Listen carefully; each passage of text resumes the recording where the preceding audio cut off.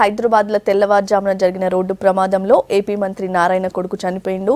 Jubilee Hills road number 36లో metro ఫిల్లర్ను car ఢీకొట్టడంతో ప్రమాదం జరిగింది. దీంతో కార్లో ప్రయాణిస్తున్న నిశిత్ నారాయణ, అతని స్నేహితుడు రాజా రవివర్మలు చనిపోయారు.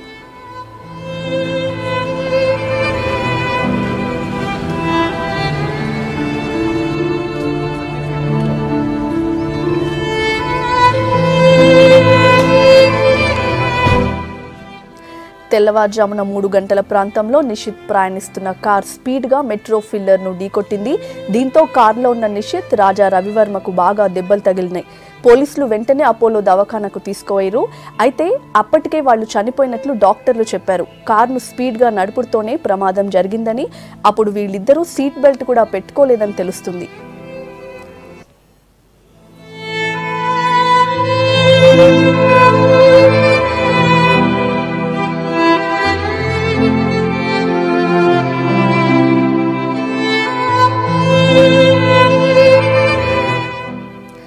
నిశిత్ ఇప్పుడు నారాయణ విద్యా సంస్థలకు డైరెక్టర్గా పనిచేస్తున్నాడు. ప్రస్తుతం లండన్ పర్యటనలో ఉన్న మంత్రి నారాయణ కొడుకు మరణ వార్త విని వెంటనే బయలుదేరారు.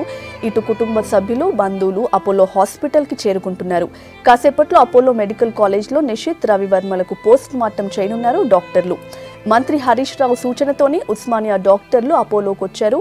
రేపు నెల్లూరులో నిశిత్ అంత్యక్రియలు జరుగుతాయని చెబుతున్నారు.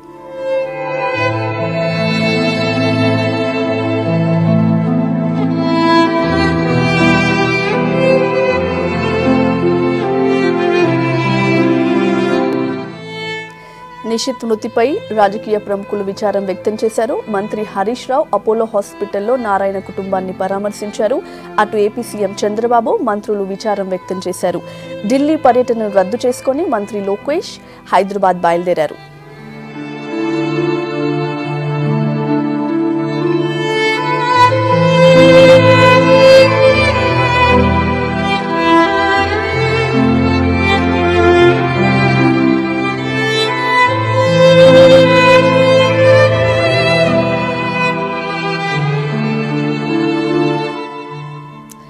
జూబ్లీహిల్స్ లో ప్రమాదం జరిగిన స్పాట్ నుంచి ఇంకిన్ని వివరాలు సంపత్ చెప్తాడు. ఆంధ్రప్రదేశ్ రాష్ట్ర మంత్రి నారాయణ విద్యా సంస్థల అధినేత కుమారుడు, ఏకైక పుత్రరత్నం నిశిత్ రెడ్డి ఈరోజు తెల్లవారుజామున 3 గంటల సమయంలో జూబ్లీహిల్స్లో జరిగిన ప్రమాదంలో, ఘోర రోడ్డు ప్రమాదంలో మృతి చెందారు. దీనికి సంబంధించి ఇప్పటికే అపోలో హాస్పిటల్కి తీసుకెళ్లిన తర్వాత సమాచారం ఇచ్చిన తర్వాత లండన్లో ఉన్నటువంటి నారాయణ అక్కడి నుంచి హుటాహుటిన బయలుదేరారు. ప్రస్తుతం మనం ఇన్సిడెంట్ ఎక్కడైతే యాక్సిడెంట్ జరిగినటువంటి రోడ్ నెంబర్ 36 స్పాట్లో ఉన్నాం. ఒకసారి సీన్ని అబ్జర్వ్ చేస్తే, యాక్సిడెంట్ జరిగినటువంటి తీరును అబ్జర్వ్ చేస్తే, ఇది రోడ్డు జూబ్లీహిల్స్ చెక్ పోస్ట్ మీదుగా ఇటువైపు పెద్దమ్మ టెంపుల్కు వెళ్ళేటటువంటి రోడ్ ఇది. ఈ రోడ్ ఒకసారి రోడ్డు మొత్తం కూడా కర్వ్ రోడ్ ఇది.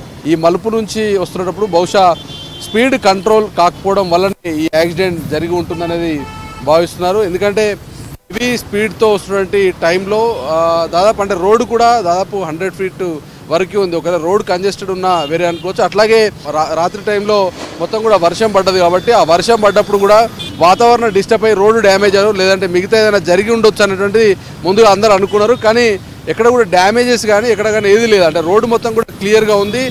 1:30 వరకు రాత్రి అంతా కూడా 1:30 వరకు రోడ్డు జామ్ అయిపోయింది. కానీ 1:30 తర్వాత అంటే 2 గంటల నుంచి రోడ్లు మొత్తం కూడా కుల్లా ఉన్నాయి. ఆ రోడ్లు క్లియర్గా ఉన్నప్పుడు వెహికల్స్ మొత్తం కూడా ఈజీగా వెళ్ళవచ్చు. కానీ యాక్సిడెంట్ జరగడానికి మాత్రం స్కోప్ ఉండడానికి ఎక్కువగా హై స్పీడ్ అయి ఉంటుంది అనేది ఒక అబ్జర్వేషన్ అయితే ఉంది. యాక్సిడెంట్ జరిగిన స్పాట్ను ఒకసారి అబ్జర్వ్ చేద్దాం.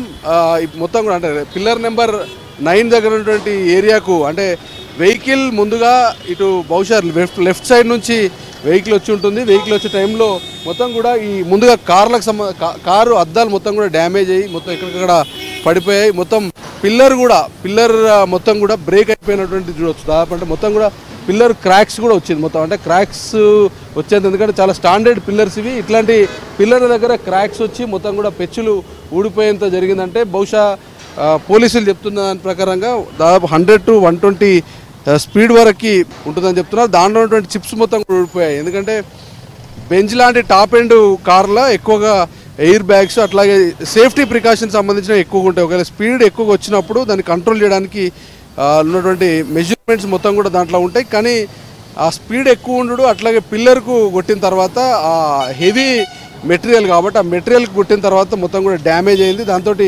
ఎక్కడికక్కడ మొత్తం ఆయిల్ లీకేజ్ అట్లాగే ఉన్నటువంటి పార్ట్స్ అన్నీ కూడా డ్యామేజ్ అయిపోయినాయి. వాళ్ళు మొత్తం కూడా ఇద్దరు ముందు సీట్ల ఉన్నారు కాబట్టి ఆ సీట్లో ఉన్న వాళ్ళు మొత్తం కూడా కుదించుకపోయారు. దాంతో ఆ ప్లాస్టిక్స్ అట్లాగే దానిలో ఉన్నటువంటి ఇనుప ముక్కలు మొత్తం కూడా వాళ్ళకు పుచ్చుకపోయినాయి. దాని తర్వాత ఆన్ స్పాట్లో చనిపోయారు. వాళ్ళు వాడినటువంటి స్పెట్స్ కూడా స్పాట్లో కనిపిస్తున్నాయి. షూజు అట్లాగే అవన్నీ కూడా అంటే వాళ్ళు ఈ ఇన్సిడెంట్లో ఉన్నప్పుడు మొత్తం ఇన్సిడెంట్ జరిగిన టైంలో హెవీ స్పీడ్ తోటి వచ్చిరనేది అయితే ఇక్కడ ఎస్టాబ్లిష్ అవుతుంది. టైర్లకు సంబంధించిన మార్కులను బట్టి చూస్తే మొత్తం అటు యాక్సిడెంట్ అయిన తర్వాత కూడా టర్న్ అయినటువంటి కండిషన్ మొత్తం కనిపిస్తుంది. సో ఇది ఇక్కడ జూబ్లీ హిల్స్ రోడ్ నెంబర్ 36లో జరిగినటువంటి యాక్సిడెంట్ స్పాట్ ఏరియాకు లెఫ్ట్ సైడ్లో కూడా కొంత కంకర్ లాంటి అట్లాంటి మెటీరియల్ ఉన్నా కానీ రోడ్డు వైశాల్యం అంటే రోడ్డు వెడల్పు అయితే ఎక్కువగా ఉంది.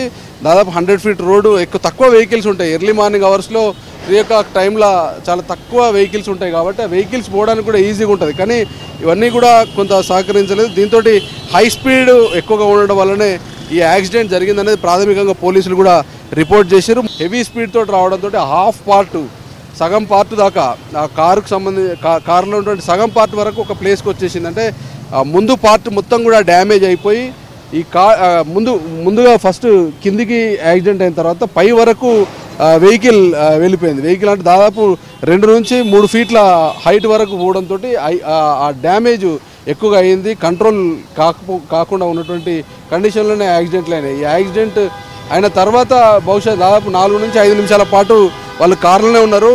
ఈ కారులో ఉన్నటువంటి కండిషన్లోనే చుట్టుపక్కల ఎవరు కూడా లేరు కాబట్టి ఆ చుట్టుపక్కల ఎవరు అబ్జర్వ్ చేయలేదు. వెళ్ళేటువంటి వాహనాలు కూడా వెహికల్స్ కూడా ఎవరు ఆపలేదు. దాని తర్వాత జూబ్లీ హిల్స్ పోలీస్ స్టేషన్ సంబంధించిన పెట్రోలింగ్ వెహికల్ ముందుగా ఇక్కడ స్పాట్కి వచ్చింది. పెట్రోలింగ్ వెహికల్ వచ్చిన తర్వాత వాళ్ళు ఇక్కడ నుంచి తీసుకెళ్లారు. మార్గం మధ్యలో అంటే హాస్పిటల్కి తీసుకెళ్లేటప్పుడు ఒకరు చనిపోయారు. దాని తర్వాత హాస్పిటల్లో జాయిన్ చేసిన తర్వాత ఒకరు చనిపోయినట్టుగా ఫైండ్ అవుట్ అయింది. ఏదేమైనా కానీ ప్రముఖులకు సంబంధించిన పిల్లలకు సంబంధించినటువంటి ఇన్సిడెంట్లు ఈ మధ్యకాలంలో ఎక్కువగా జరిగినాయి. కేవలం హైదరాబాద్లో ఉన్నటువంటి ఔటర్ రింగ్ రోడ్డు యాక్సిడెంట్లకు ఒక ఎత్తు అయితే జూబ్లీ హిల్స్ బంజారా హిల్స్లో నైట్ టైంలో ఎక్కువగా యాక్సిడెంట్లు అవుతున్నాయి. లాస్ట్ టైం జరిగినటువంటి యాక్సిడెంట్లు కూడా చాలా జరుగుతున్నాయి. నార్మల్ సంబంధించినటువంటి కార్లు డ్రైవింగ్ చేస్తున్నప్పుడు ర్యాష్ డ్రైవింగ్ హెవీ స్పీడ్తో వెళ్తుంటారు. ఎందుకంటే రోడ్లన్నీ ఖాళీగా ఉంటాయి. టాప్ అండ్ కార్లు మెయింటైన్ చేసేవాళ్ళు అట్లాగే మంచి ఫీచర్స్ ఉన్నటువంటి కార్లు వాడేటోళ్ళు ఎక్కువగా హై స్పీడ్ మెయింటైన్ చేస్తూ రోడ్లపై పోతూ ఉంటారు. పోయేటటువంటి టైంలో రోడ్ గ్రిప్ లేకపోయినా రోడ్డు మీద వెళ్ళేటప్పుడు సరైన ప్రికాషనరీ మెజర్మెంట్స్ పాటించకపోయినా హై స్పీడ్తో వెళ్ళినా వెళ్తున్నప్పుడు రోడ్డు మీద వెళ్తున్నప్పుడు ఏదైనా అడ్డం వచ్చినా కానీ టర్న్ చేసేటువంటి టైంలో కూడా ఎక్కువగా ఇట్లాంటి యాక్సిడెంట్లు అవుతున్నాయి. కాబట్టి పోలీసులు చెప్పిన దాంట్లో కూడా గతంలో ఎక్కువగా జరిగినటువంటి యాక్సిడెంట్లలో ఎక్కువగా హై స్పీడ్ సంబంధించిన ఇన్సిడెంట్లు. ఏదేమైనా ఇన్సిడెంట్ కొంత మంత్రి నారాయణ కుటుంబంలో విషాదాన్ని నింపింది. ఎందుకంటే ఏకైక కుమారుడు, 2 కుమార్తెలు ఉన్నప్పటికీ ఒకే కుమారుడు ఈ మధ్య కాలంలోనే దాదాపు 7 ఏళ్ల క్రితం తన నిషిత్ రెడ్డిని డైరెక్టర్గా నారాయణ విద్యా సంస్థలకు డైరెక్టర్ కూడా నిర్వహించారు. మరికొద్దిసేపట్లో అంటే లండన్ నుంచి బయలుదేరారు కాబట్టి కొద్దిసేపట్లో ఇక్కడికి నిషిత్ రెడ్డి తండ్రి నారాయణ అపోలో ఆసుపత్రికి వచ్చిన తర్వాత అక్కడ మిగతా ప్రొసీజర్స్ ఉంటాయి. అట్లాగే బంధువులకు సంబంధించిన స్టేట్మెంట్లు అని ఇప్పటికే తీసుకున్నారు కాబట్టి పోస్ట్మార్టంకి పంపించి పోస్ట్మార్టం కంప్లీట్ అయిన తర్వాత నెల్లూరులో నిషిత్ రెడ్డి అంత్యక్రియలు జరిగే అవకాశం ఉంది. కెమెరామెన్ అభిలాష్తో సంపత్, V6 న్యూస్, హైదరాబాద్.